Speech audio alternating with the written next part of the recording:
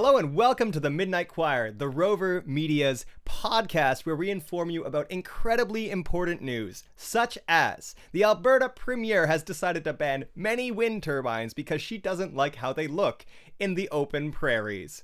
It's important to preserve the scenic. Like there's only The a prairies. certain amount of prairies, you know? Yeah. It's not like they go on forever. I'm glad someone's finally standing up for prairies. Gotta stand up for Big Field.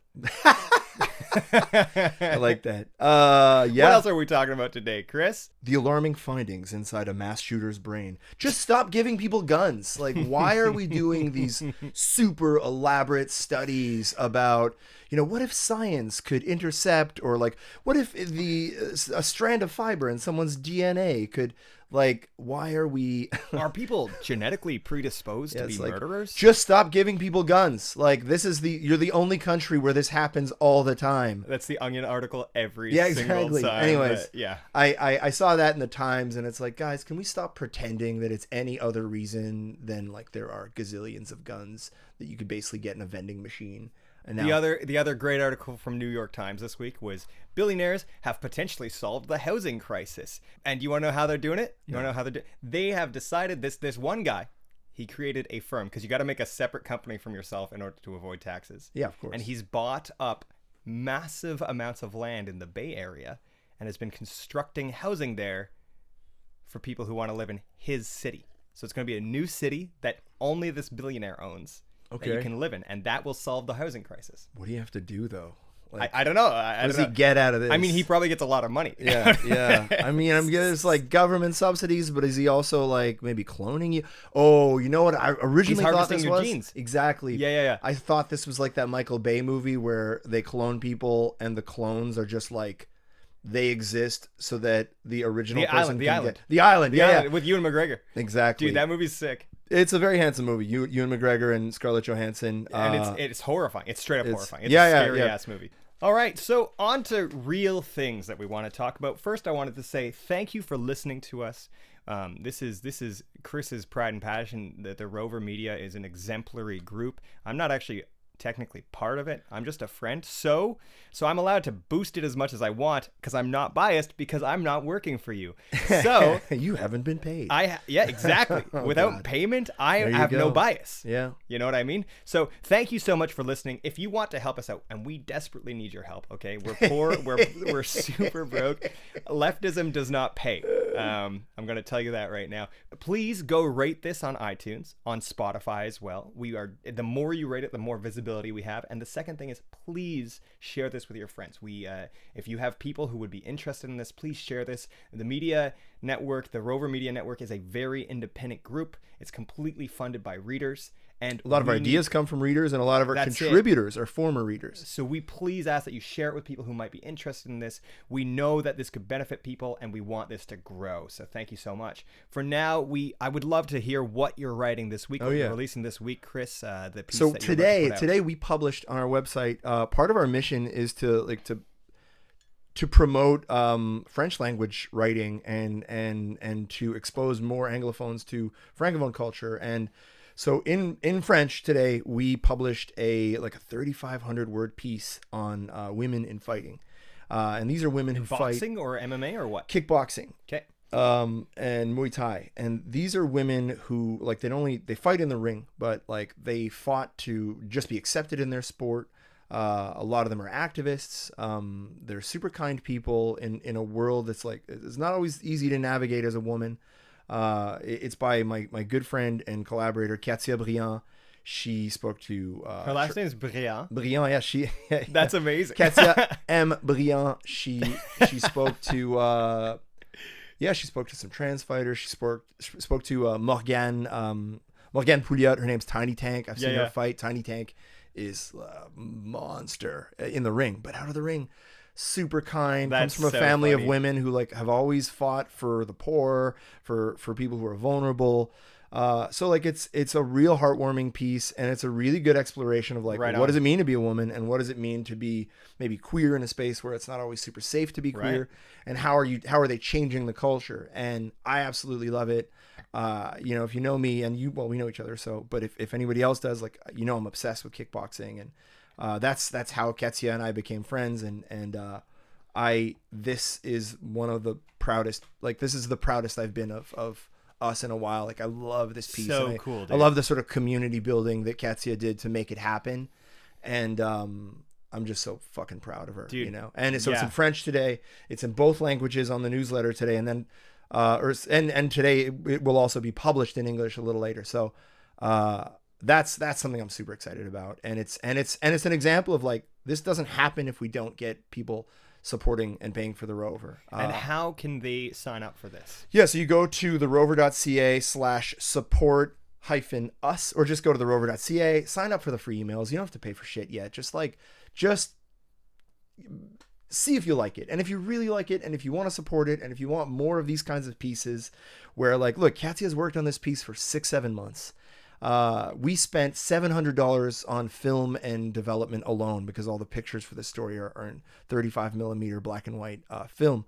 So we put in a ton of work. It's real expensive, but you know, when you're a subscriber, saying you give me $100, like that $100 is going right to Katya. Like obviously we have partners that take a 10% cut. That's fine. We have to pay sales tax, but almost all of the money you give goes directly to that journalist. So you're helping people make stuff that it's like I was thinking about this last night, and I'm like so touched by it, like that people actually bother to read and share and support, and they help us write these stories that bring people together. And that shit is like, that's what's missing in the media right now is community. And I love being a part of this community. And so if you're a part of it, great. If you're not a part of it, please consider joining. If you don't want to join, you know, lots of love anyways, man. Yeah, great. Thank you, Chris. Yeah, please support us. And guys, we're going to get right into the topic now. We want to talk about the student protests that happened yesterday in protest of the student price hike for people who are out of province or international. And we're going to talk about that in depth. Yesterday, there were 20,000 who had a manifestation about the tuition price hike from $8,992 a year to $12,000. And it is specifically for anglophone schools. So French schools will not be facing this problem. I actually don't know if you're out of province and you go to a francophone school, do you still get the price hike? You don't get the price hike. They're so like out of for province, anglophone schools. It's McGill, yeah, Bishop, and Concordia. Then. Not Bishop. Bishop's been excluded because they're out of Montreal. Because these tuition hikes would hurt them real bad. Okay. And like to where it would threaten their academic mission. Because it's hurting McGill and Concordia, but they have enough money on hand and like that they can handle it for a bit. But Bishop's, I don't think, could weather this storm for very long. And they're the smallest of the three by they're a tiny significant university. amount. Yeah. So, what brought about this decision, Chris? Like, is this politically motivated or is it financially motivated? Well, so actually, I was at the protest. I was speaking to Anna Scheftel, who's a prof in the She's the principal of the Concordia School of Community and Public Affairs, and she calls it it's austerity, right? It's a cutback. It's trying to claw back more money for the Quebec government, you know, by raising tuition on international and out of province students at anglophone universities. The government says they can raise an extra $110 million doing this. Of course, this calculation was before they announced that the decision wouldn't be affecting bishops. And that calculation also, originally they wanted to charge out of province students even more, so they've reduced it. So they said they were going to raise $110 million. It's probably going to be significantly less, but they're going to raise money and they're going to transfer all of the money from anglophone schools to francophone universities. You're robbing Peter to pay Paul. And so this prof who was, Anna Scheftel was saying, it's a way of making this austerity, like basically robbing the poor. It's a way of making it palatable by saying, well, we're not robbing the poor. It's these anglophones who need to know their place. It's sort of like an attack on anglophone institutions to make it seem less like just a naked cash grab or bad governance. So I don't know exactly. I'm sure there are people in the government that believe this and that really think this will help. But I'm sure that there are more people in the government that know it won't and know it's just bullshit politics. Explain to me how the finances work with schools, because are they not private institutions? Are they owned by the government? Well, they're all overseen and funded by the government, right? So like Quebec government gives, I think it's a $3,000 per student subsidy for all these universities. which they also get for, for certain kinds of international students. And so with all of us, Concordia collects a certain amount of money, and the government subsidizes the vast majority of that, like of our presence in school. Concordia keeps a little bit. I believe right now, if you were to go to Concordia for the year, it's like $6,000 if you're from Quebec. What happens without a province students and what happens with international students is they also get that subsidy, but the province gets to keep everything that's over. So if you're an international student, you're paying under this new, under this new law, you're paying, or new policy, you're paying $22,000 a year to go to Concordia. The government keeps a lot more of it. To simplify it, you're charging more money, a significant amount more money, so you're collecting more money. But that's under the assumption that like the exact number of people are going to keep enrolling, and that these tuition hikes won't scare people away.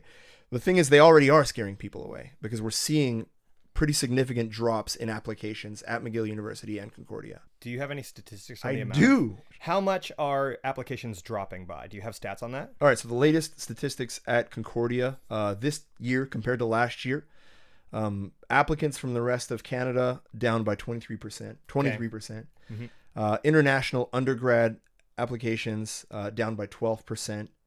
I didn't get the grad stats yet, but the grad stats will be even higher percentages, because there are a lot more, or a lot higher percentage of international students are in graduate school versus undergrads. So, and then finally, like last year, the government collected $37.2 million from international and rest of Canada students in Concordia. So maybe they'll collect more this year. Maybe it'll be the same amount because of all this drop off. I'm not sure. When you say applications are down 23%, that doesn't mean enrollment's down 23%. It actually could be a lot worse, because let's say you apply and then you think, okay, well, I'll think of the financial considerations later.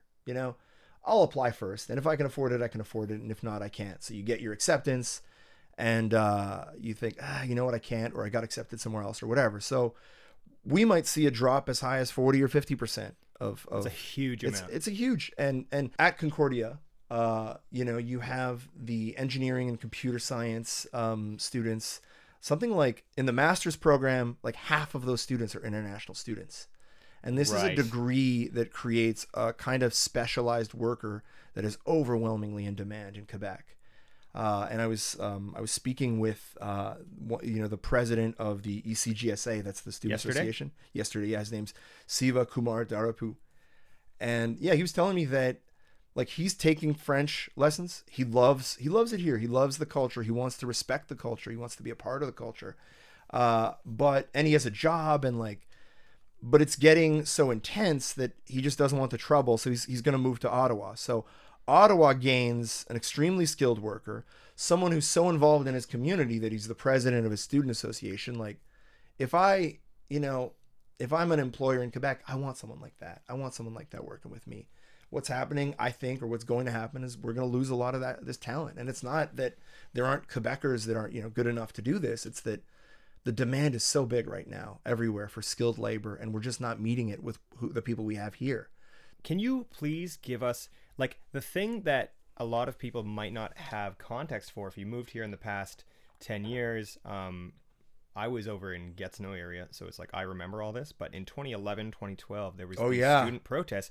So can we actually talk a little bit? I want to talk a little bit about how significant it is for Montrealers and Quebecers to protest the government trying to price hike. And then we'll dive more into this because it's important to have the context of 2011, 2012. 2011 and 2012 these are the first years where I made money as a journalist, where I could pay rent. And the only reason is because of the student strikes. The government, the Charest Liberal government at the time, essentially over a 3 or 4 year period, it might have even been shorter. We're going to almost double. I think it was increased by 80% tuition for Quebecers, for everybody. It was going to raise it to the rest of Canada, basically. Yeah, basically. And the idea was, which is true, universities are pretty underfunded.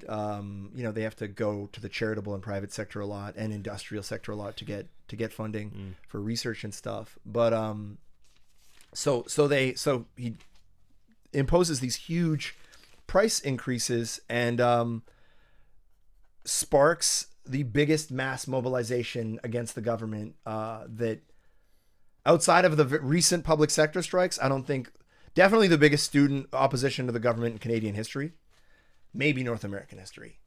There were like one day there was like almost 250,000 people marching through the streets of Montreal to protest. Because it wasn't just students, it was families of students, and like it was vastly beyond. But the weird thing is, it wasn't like people forget this, but like people were not in favor of these protests. People like really? A good 50 to 60%. Oh, they were very controversial. For real. Because they were very disruptive.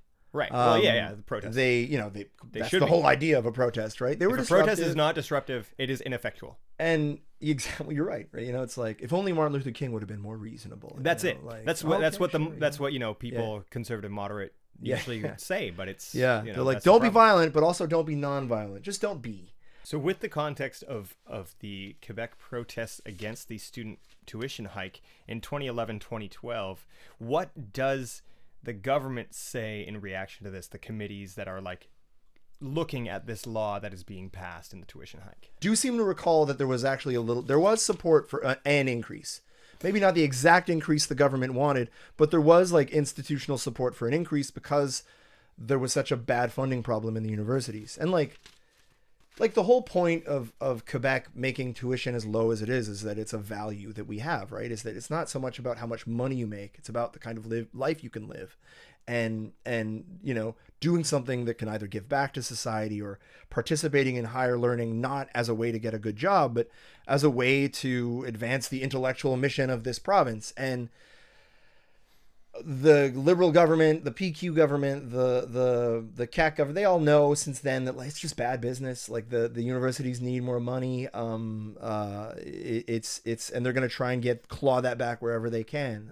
So until now there's been a sort of quiet peace on that front, but the CAC broke the peace and they chose, I think, a very smart target, which is anglophones, who gives a shit, and international students. And in Montreal, this is a big issue, but off island, not so. Like people don't care so much. It's not something they see every day, so it's not as much of a priority. So like these are two populations this government can afford to upset. So the government in Quebec cannot change tuition without consulting. The committee is called Comité consultatif sur l'accessibilité financière aux études. This committee gives the government recommendations. They're not binding. They don't have to list. They don't have to apply them, but they do have to listen to them. So this committee issued a report calling the tuition hikes. Here's what they had to say. Although the need to finance education is indisputable, it is imperative to find solutions that do not negatively affect accessibility, diversity, and attractiveness of Quebec educational institutions. The committee strongly encourages the government to reconsider this decision and explore alternatives that guarantee a balance between the need to finance education and the maintenance of fundamental principles of accessibility and inclusion. This is in a letter that the committee wrote to the government that was obtained by Montreal Gazette journalist Andy Riga. Thank you, Andy. He's a bad motherfucker. Andy's a real good reporter. Really cool. Real good guy. Anyways, this is so the committee's against it, but the government rejects the committee's recommendations because the report was handed in 4 days late. In case you're looking to check anything that we're saying, all of the sources are in the podcast description. So please feel free to go check all these sources. They're going to be in there, okay? That's crazy that they just rejected it outright because of 4 days late. I mean, that's the reason they give, but they rejected it. It's not reality, right? I looked at every single journal in Quebec about this. I tried to look up information about this. Not a single one except the Gazette and CTV. And like CBC Montreal, CBC didn't make a post about it. Oh no, CBC did not talk about the protest yesterday. Wow. So the fact that not a single journal, might have been on the radio, maybe not including the CBC, did not even speak about the 20,000 protest. Does that indicate that there's no efficacy to what they were saying? I think the reason, again, this is just like kudos to François Legault for playing real good politics. He chose a group of people that don't generate a ton of sympathy in the other press, and the legislation in the same way that I think Bill 96 there was a lot of griping from the anglophone community over Bill 96, a lot of francophones hadn't quite maybe explored the entirety of the bill and didn't see some of the like little problematic things. They just assumed we were being big crybabies. The media thing about this tuition increase is that we like there is a ton of misunderstanding on that side. I was talking to someone who follows the news very closely, and she's an engineer. She went to school in French, and she assumed that the law only affected out of province students. I think she said something like, well, they come here and then they leave, and maybe we should prioritize international students. And I said, well, no, well, they're doubling the tuition for international students.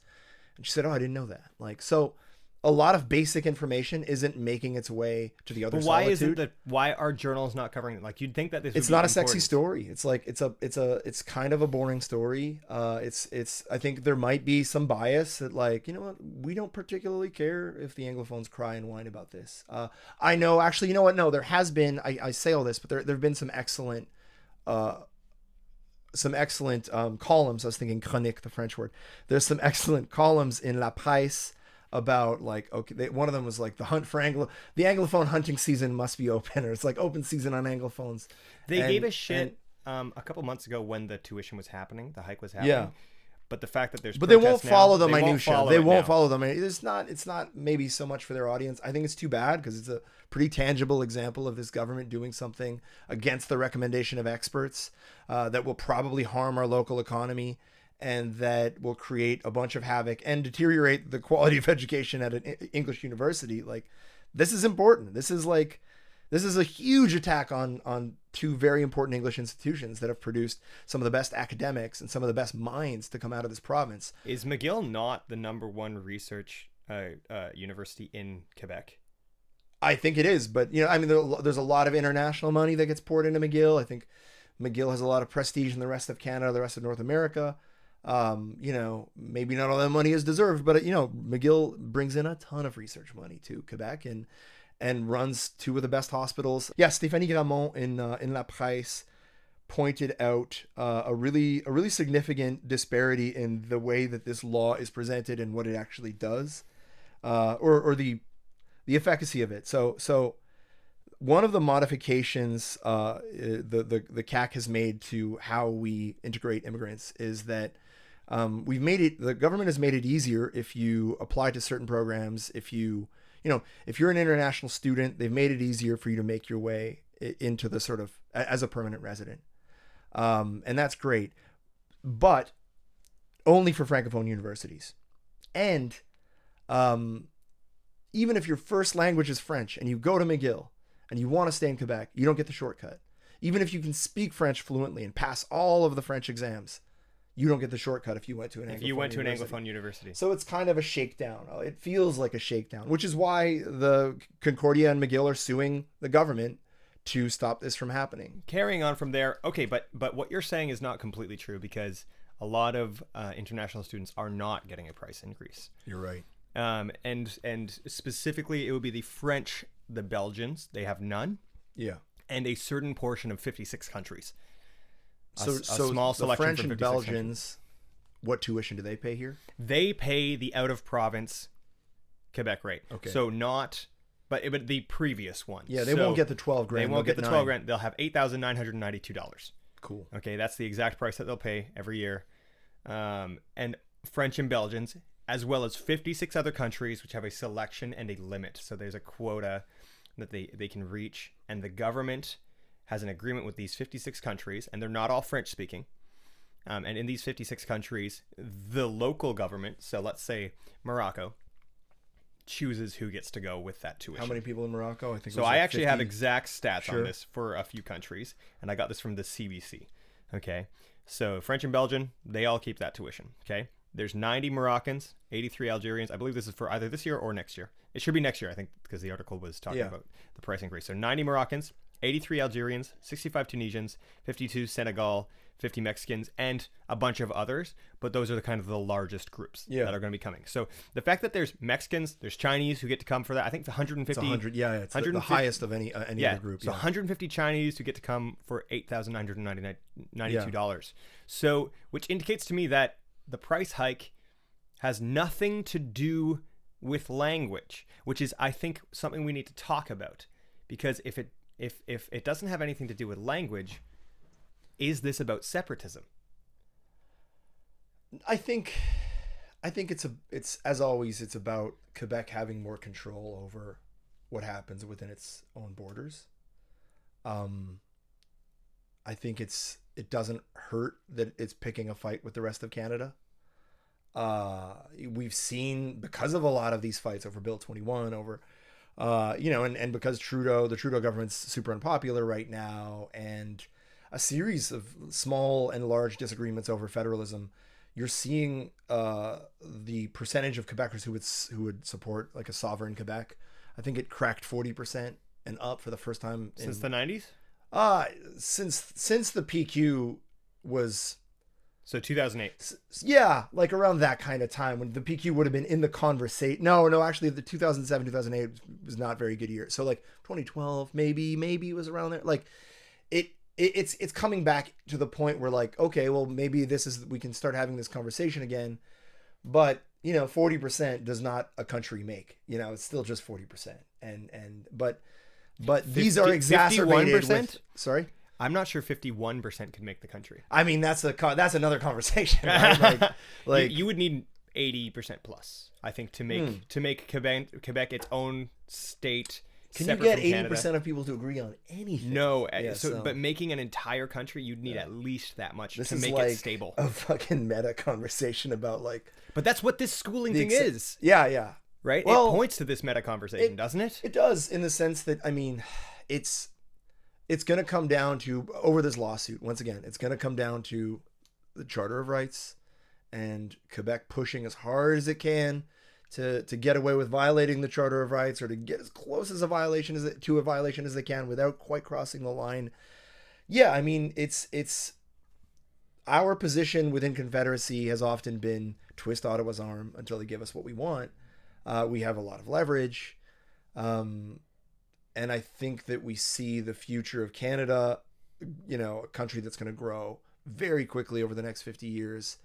And a lot of Francophone Quebecers maybe see their demographic weight shrinking within that Canada. And I mean, this I don't think is exactly that, but you're seeing politics that address that fear, and politics that address that the sort of anxiety of like, where do we belong in all of this? There's a lot of money and a lot of gain to be made on those kinds of politics, unfortunately. And right now, yeah, that's totally that's what that is. It's those politics, right? It's the other. It's don't like 66% of Quebecers disapprove of how this government handles education. So like, don't focus on that. It's the anglophones. It's the immigrants. It's the people who take advantage of us and don't learn your language. When in reality, 94% of Quebecers can carry a conversation in French. I don't think you could say that about 94% of Americans in English. 94% of Quebecers compared to 20, 30, 40 years ago. Yeah. This is a good thing. But because not enough Quebecers speak French as a language at home, this government sees that as a giant failure. But like, if you come from abroad, you want to keep some elements of your culture. You're going to maybe still speak Arabic at home, or you're maybe going to, if you come from England and you speak French, as I have a few friends that do, out in the common area, they speak French, they've learned French, they write French, they think in French, but then at home they speak to their kids in English, because that's just like, that's us. Like, that's me and my kid.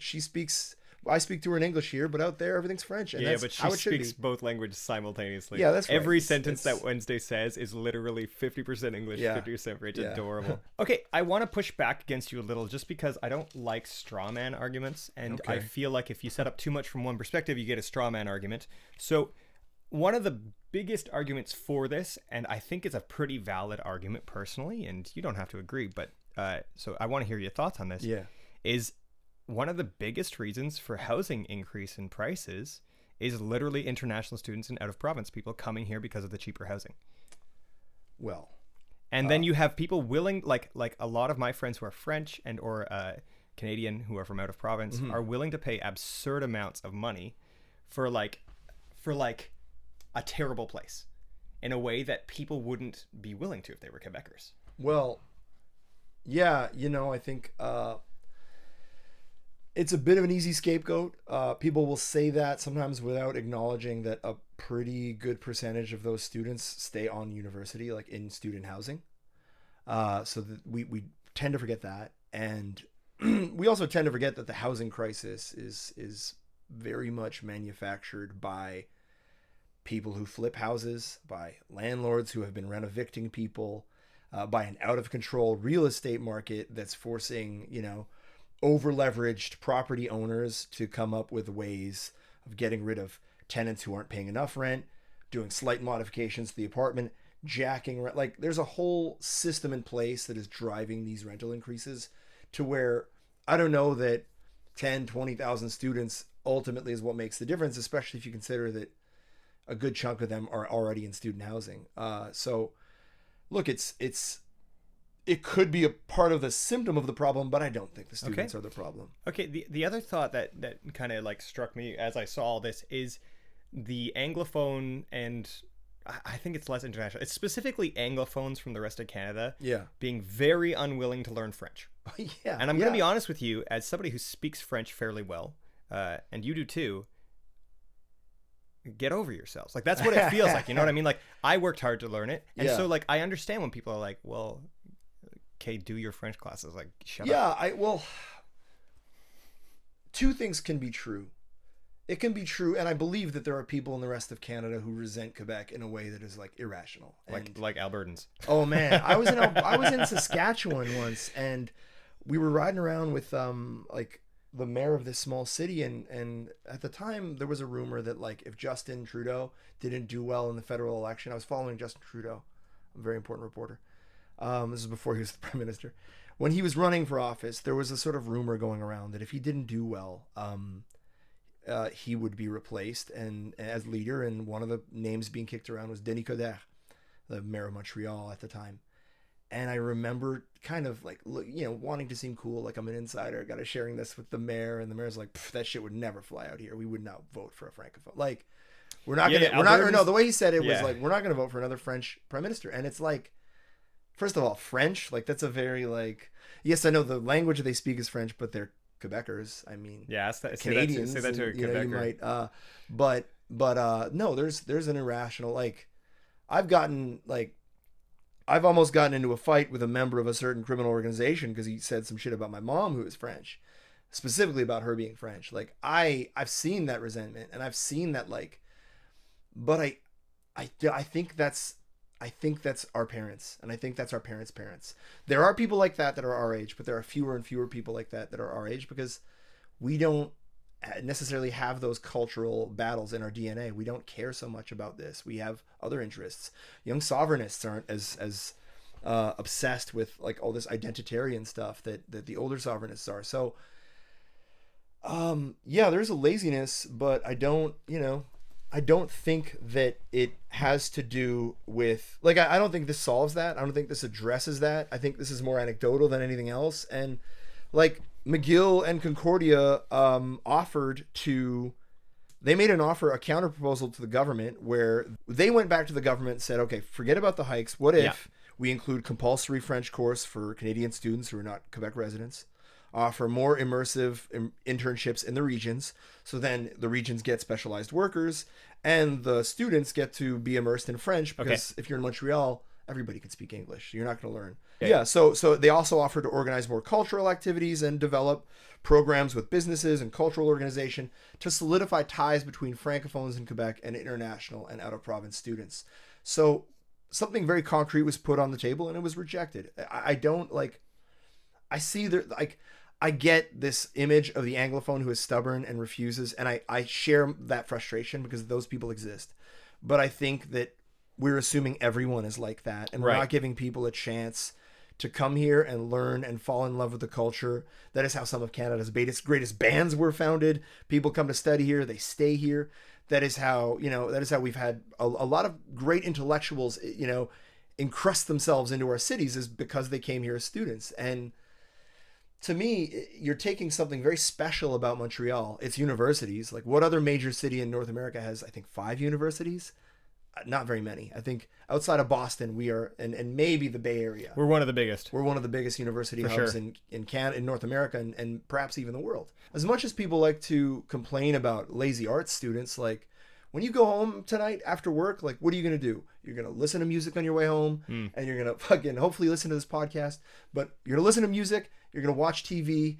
These are arts degree people that make art and that create shit that you love, and that's what makes Montreal special. And beyond all of this kind of dry talk about the economy and skilled workers and whatever, I think there's a deeper argument about just the pettiness of this move and the sort of the hostility towards diversity. My angle here is that you have something that's working. You have, like, it's not perfect. And the people at Concordia and McGill have, I think, put together a decent counter proposal. That's not perfect either, but you have something good that works, that produces thousands of skilled workers every year, and just, you know, to say nothing of all the cultural and economic benefits of having all these students in our city.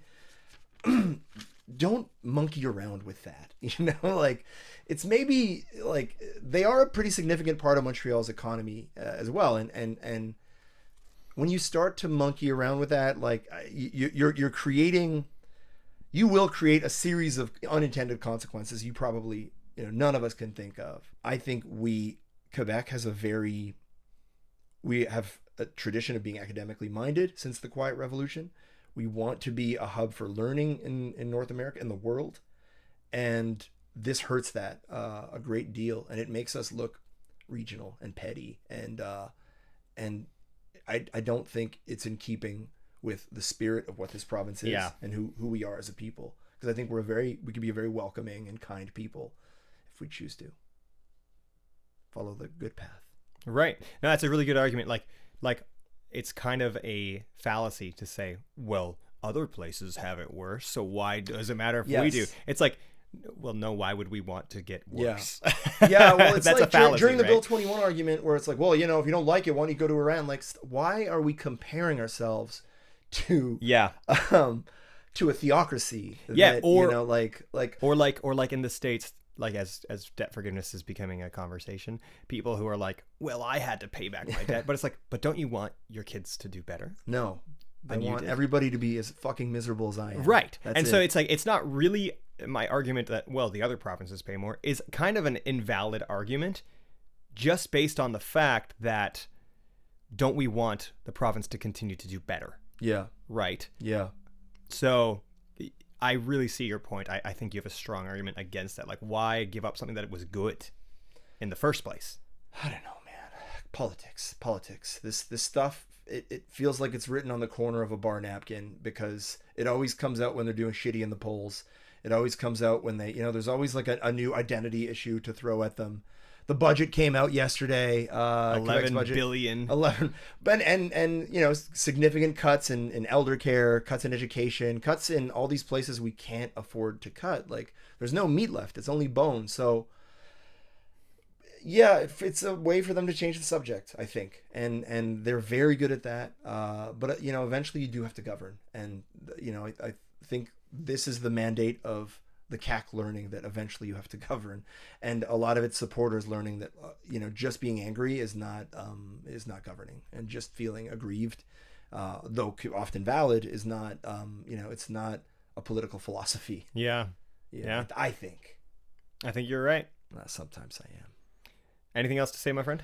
Well, I was going to pump up one thing we're doing at the Rover. And by the way, thank you for supporting us. Thanks for listening. If you're still listening, Jesus, that you are very patient with this voice. Okay. I'm fighting on Saturday. For a charity event where we raise money for one of the only explicitly LGBTQ friendly boxing gyms in the city. It's called Barbu Kickboxing. We are going to be, there's 16 of us fighting. It's friendly. It's not like it's sparring, so no one's going to take anyone's head off. But if you're interested in combat sports at all, if you want to meet, I think you might be there, Isaac. So if you want to meet us, by all means, come. I'd love to have a chat with you. If you want to be a part of a community of people who support each other and have a good time, and like a lot of the people that you'll read about in the story in the Rover, if you read it today and tomorrow, A lot of those people are going to be at the gym, and they're like a second family to me. And I would be so honored if you guys came. It's on Rue de Relais near the intersection of Jarry and Saint Denis. We'll leave the address in the episode description, and if you guys want to join us, I'll buy you guys popcorn because they're selling popcorn on Saturday, and I love popcorn, and so should you. Thank you so much for listening, guys. Please rate this on iTunes. Please rate this on your podcast app. Please like this on YouTube. Share this with your friends, and go sign up for the free newsletter. We really want to start spreading the word further. We would love people to have more information. We're trying to be very well sourced. We're trying to be like an accurate data bank. Chris alone is an excellent source because he's a 15-year vet of journalism. I am not an accurate source, so I am sourcing many other people. I am simply a producer. So please, just a producer, just and a so, middle person. So please like, subscribe, share. 5 stars. We beg you. I think that's how we get momentum. That's how we get momentum. We're trying to build up momentum. Yeah. And send your questions to info@therover.ca. info@therover.ca, or hit me up however you know how to hit me up. Find Isaac on Instagram. Yeah, Instagram is the one. IXCWYLDE.